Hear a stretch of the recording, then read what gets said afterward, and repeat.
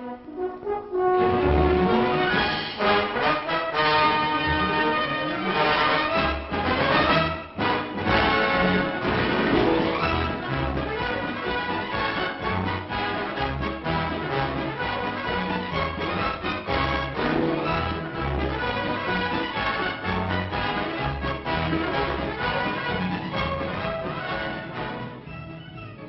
in the air today decides the fate of nations.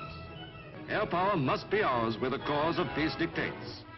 In the sky over Hong Kong, over the sands of the Middle East.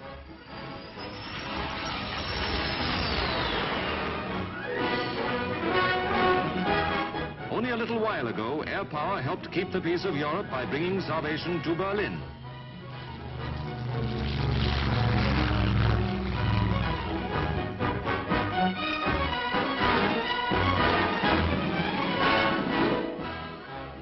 Now across the world to Asia, where those who fight terrorists in Malaya must be supplied by air.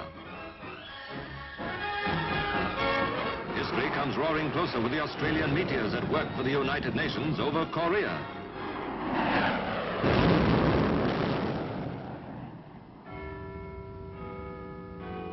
The nerve centre of the RAF is in London, in the Air Ministry in Whitehall, where the Air Council meets to say when and where and how. Secretary of State for Air, the Chief of the Air Staff, and other members of the Air Council meet to decide policy.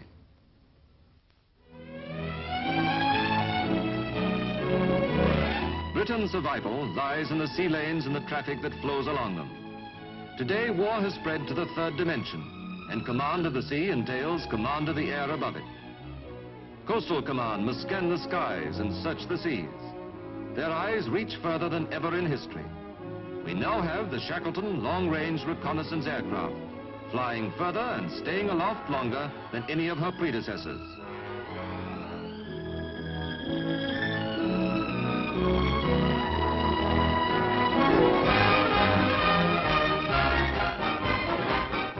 Fighter Command, now armed with something keener and swifter and more deadly to its foes than anything the last war ever saw.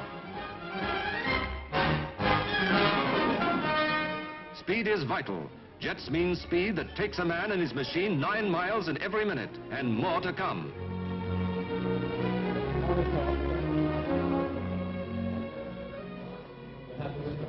That means new techniques on the ground too. New methods of control. New operations. New radar eyes.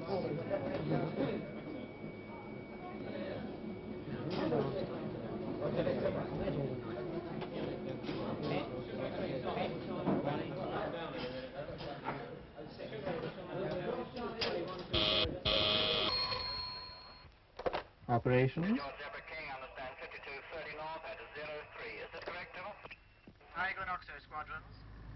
Scramble.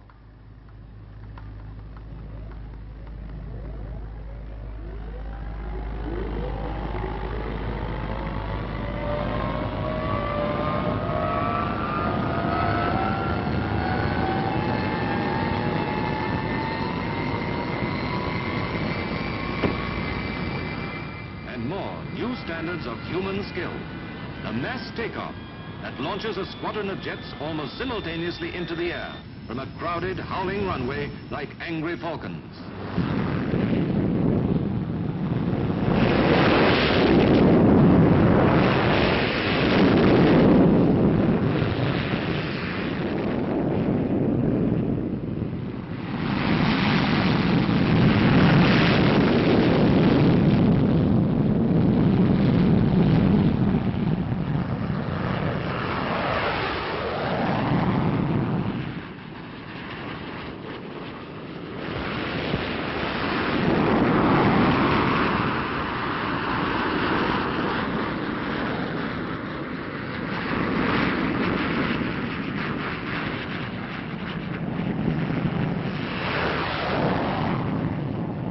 The Meteor is faster than the Spitfire, but the progress of development is also fast.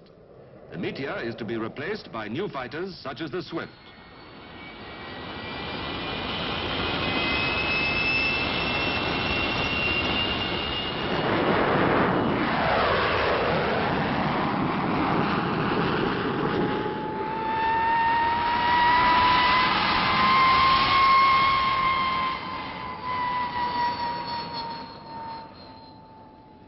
and the P-1067, the fastest fighter flying today.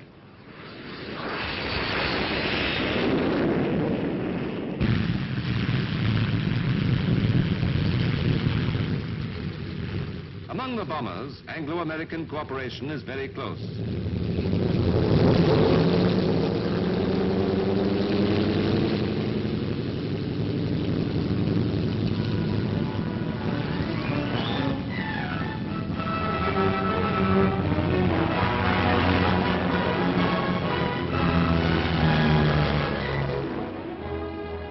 After the war, Britain decided to jump production straight from the Lincolns and the Lancasters to the jets.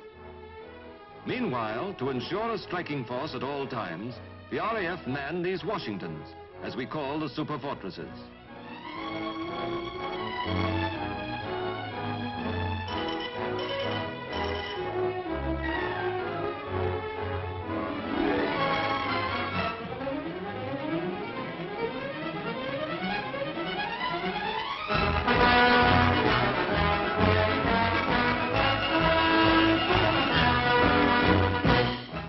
We've also provided bases for the United States Air Force, who operate such enormous airborne monsters as the B-36, most gigantic of bombers, a 10-engine battleship, 6 piston engines and 4 jets.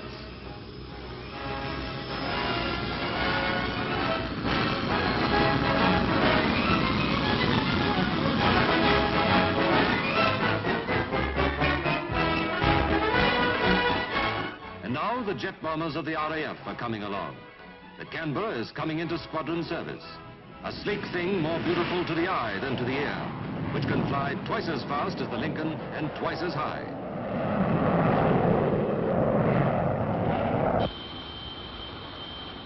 The RAF's tremendously powerful weapon to come is the Valiant, the new 4-jet bomber, a magnificent example of British engineering.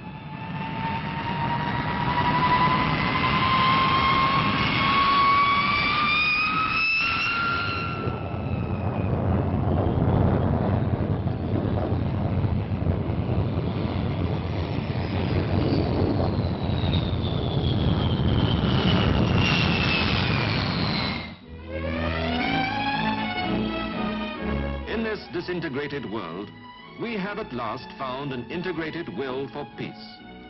The North Atlantic Treaty Organization means an interlocking efficiency, new to the history of this contending world.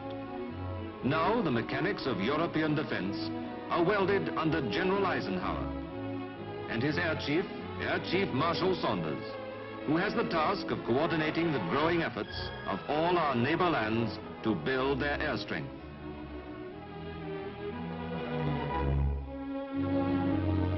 So the air, which covers without frontier or discrimination the surface of our Europe, becomes the junction of our cooperative effort. The vampires fly over Holland.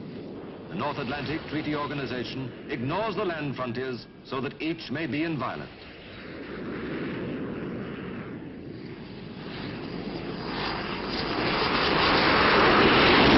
Those who live below, anchored to the anxious ground, watch the passage of the thing that means security to them and to us, and maybe to the world.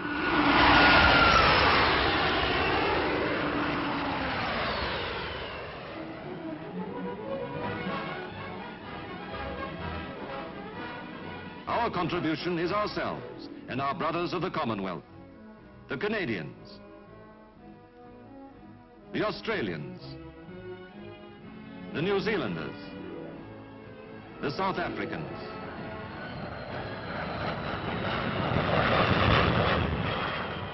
a glorious brotherhood of the air, a common element which is shared by all who breathe it and share a love of freedom.